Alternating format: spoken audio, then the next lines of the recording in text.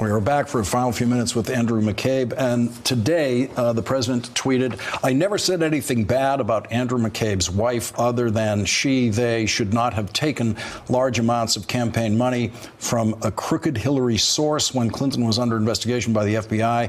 I never called his wife a loser to him." Another McCabe made-up lie. Absolutely false. Absolutely false on so many counts. You know, I think we don't have to go far to look at the horrendous and slanderous and defamatory things that this president has said about my wife going back to October of 2016. There's a long and illustrious history there. He brought her up in his comments to the press conference he gave at the United Nations. I mean, think of that. Think of, you know, imagine you're my wife driving home from work and that's what you hear reported on the news. It's just been utterly horrible. And with respect to the comments that he made in the telephone conversation that we had the morning after Jim Comey was fired, you know, as I relate in the book, I was not the only person in my office at that time. And I hung up the phone, turned to the people who were sitting there and had listened to my half of the conversation and just said, "You are not going to believe this," and related to them exactly what had happened. So if this preposterous suggestion were true, I would have had to have made that up literally in the call with him in that moment on May 10th, 2017. It's just ridiculous. Donald Trump insulted your wife, insulted her in very personal terms to you. Do you hate this guy? Wow, that's a really tough question. You know, I'm going to have to say no. I didn't think of it that way. I really hated the things that he was saying about my wife. I'm not going to lie to you. That is incredibly hard to hear. It's incredibly hard not to react to in the way that any man wants to defend his wife.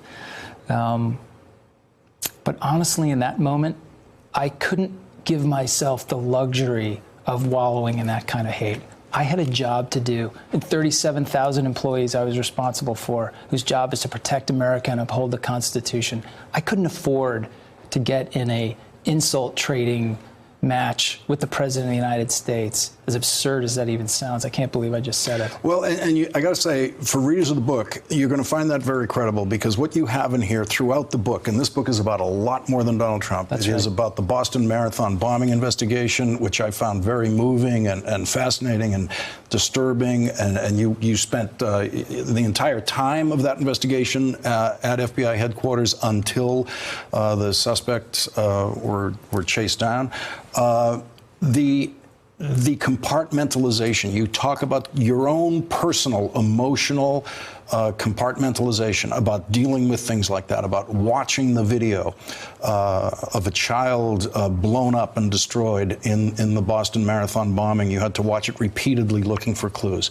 And you talk about the compartmentalization it takes to do that. It seems to me that's what you must have been bringing to that kind of moment with Donald Trump talking about your wife. It is. And, you know, Lawrence, I have to say that in that respect, I am no different than all of the other men and women who serve in that organization. That's the kind of thing that they do every day. That's the kind of stress and situations that they put themselves through, the danger every single day, day in and day out, to protect this nation.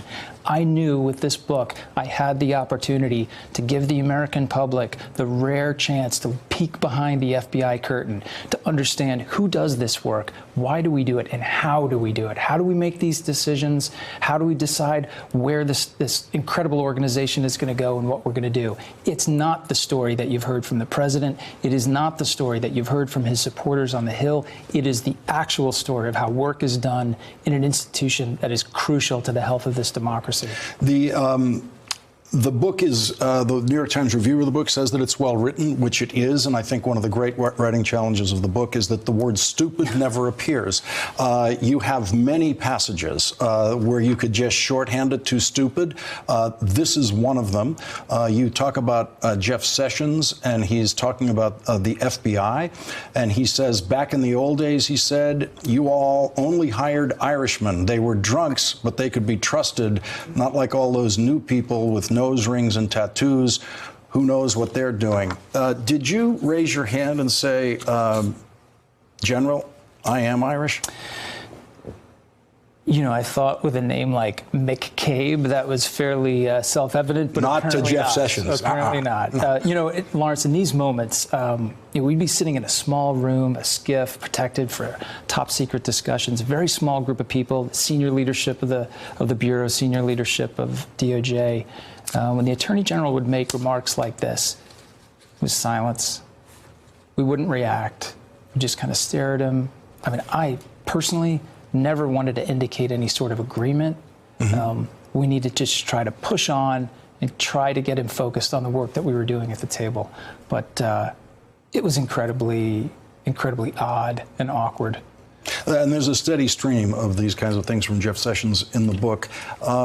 Your wife, at the end of a long day described in this book, says to you, "You did your job, your kids know it, that's what matters." Is that what you carry forward? Absolutely. Absolutely. I am so proud of my wife and my children for having gone through this experience. It's just been, it's been so hard on so many different levels. And they are strong, independent, clear-eyed, well-informed people. All families go through struggles. All families have tough things that they have to suffer with. So we're no different in that way. But like all those families, we've become closer and stronger as a result of it. I have tried to squeeze 3 hours of questions into this half hour. Done a hell of a job. That's the best we could do. Look, I know others have talked to you about the Inspector General's report and how you left the FBI. One of the reasons I haven't done that is I've seen your other interviews, and there's a lot about that you can't discuss because you said that's going to be part of a lawsuit. I think those are all worthy areas of inquiry, but in the time I had, I wanted to get into these things that are in this book, which the Times is right. It is well written. It is a quick read, and I learned stunning things on every page. Andrew McCabe, thank you so much. Thank you very much for joining us. Really appreciate it, Lawrence. Really appreciate it. Thank you. Thanks for checking out our YouTube channel. Subscribe by clicking on the button below for more from The Last Word and the rest of MSNBC.